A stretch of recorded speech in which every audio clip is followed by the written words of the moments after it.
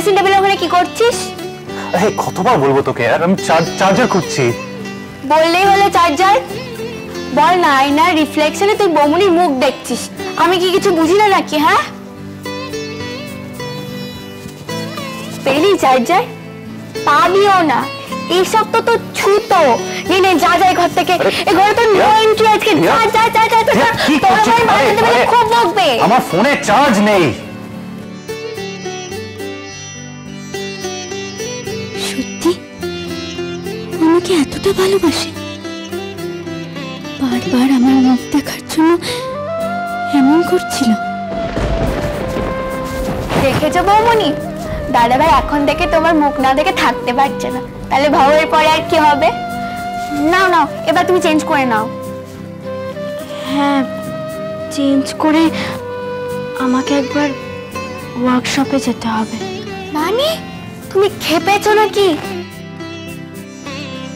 আজকে কাল রাত্রি নতুন বউকে কোথাও বেরোতে নেই, যাতে নতুন বউয়ের সিঁদুরে কেউ কুনজর না দিতে পারে। মা, বড় মা বারবার বলে দিয়েছে। কিন্তু ওয়ার্কশপের কাজগুলো তো খুব আর্জেন্ট। তুমি ওয়ার্কশপে যেতে চেয়েছো আর আমি তোমাকে আটকাইনি, এটা জানতে পারলে বড় মা আমাকে খুব বকাবকি করবে।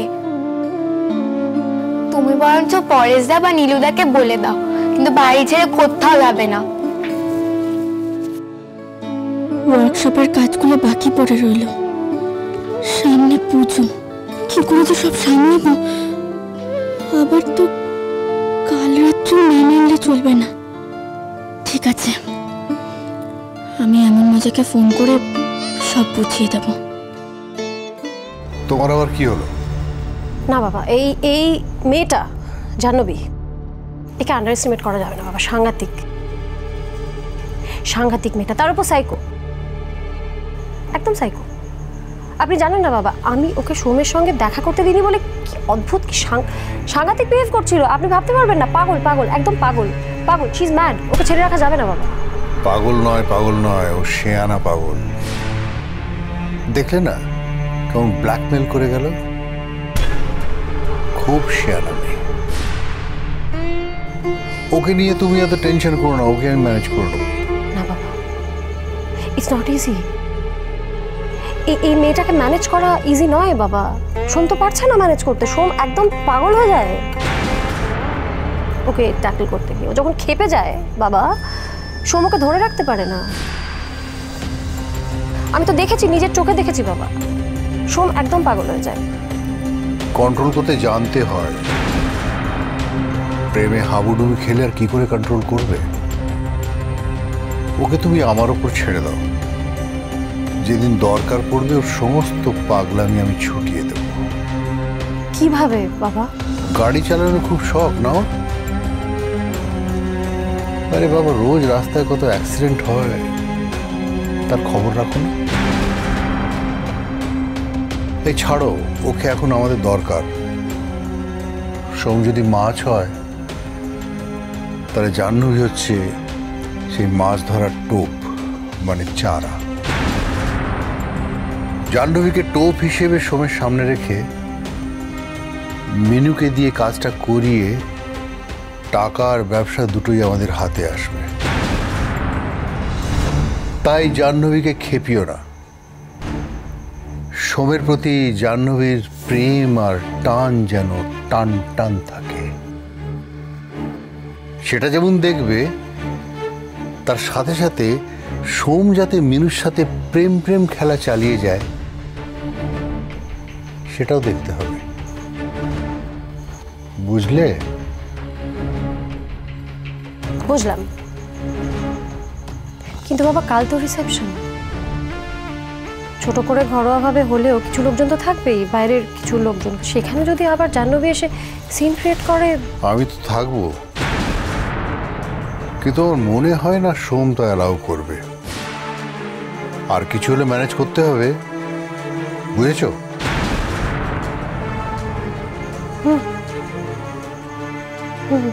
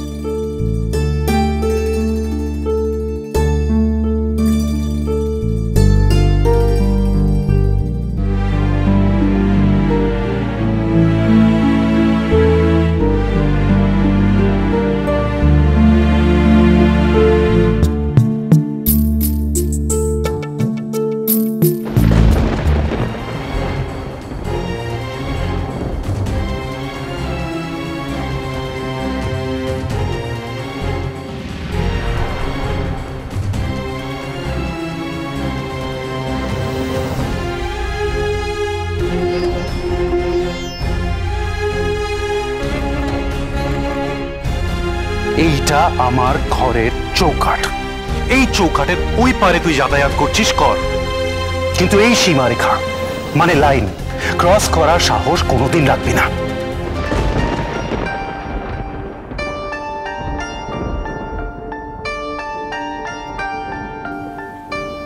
আজ থেকে মিনু আমার, ওর সমস্ত দায়িত্ব আমার। এই পবিত্র আগুনকে সাক্ষী রেখে বলছি, ওর কোনো ক্ষতি আমি হতে দেব না। প্রাণ থাকতে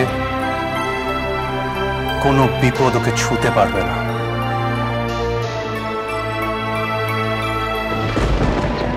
ভাবনা ছিল, যত স্বপ্ন ছিল, সব দিলাম তোমায়, আমি দিলাম তোমায়। যত ভাবনা ছিল, যত স্বপ্ন ছিল, সব দিলাম তোমায়, আমি দিলাম তোমায়। তুমি নেবে কি আমায়, বেঁকে নেবে কি আমায়?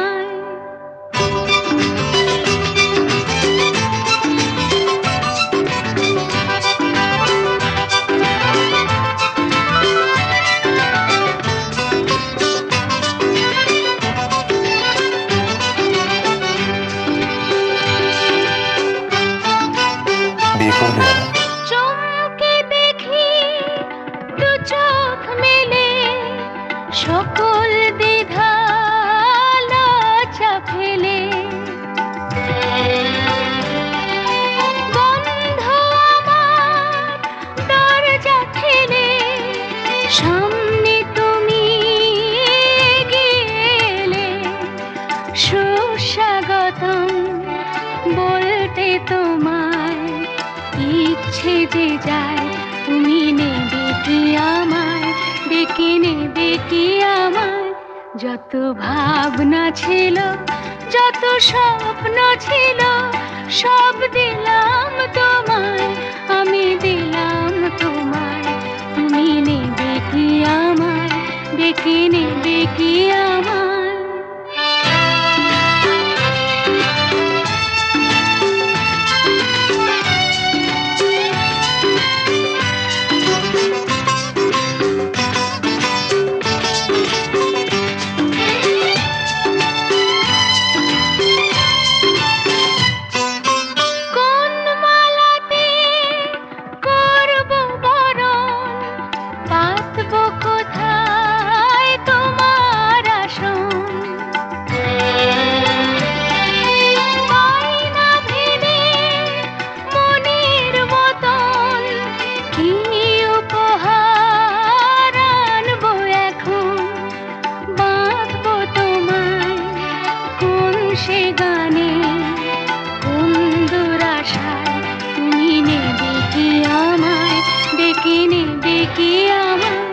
যত ভাবনা ছিল, যত স্বপ্ন ছিল, সব দিলাম তোমায়, আমি দিলাম তোমায়।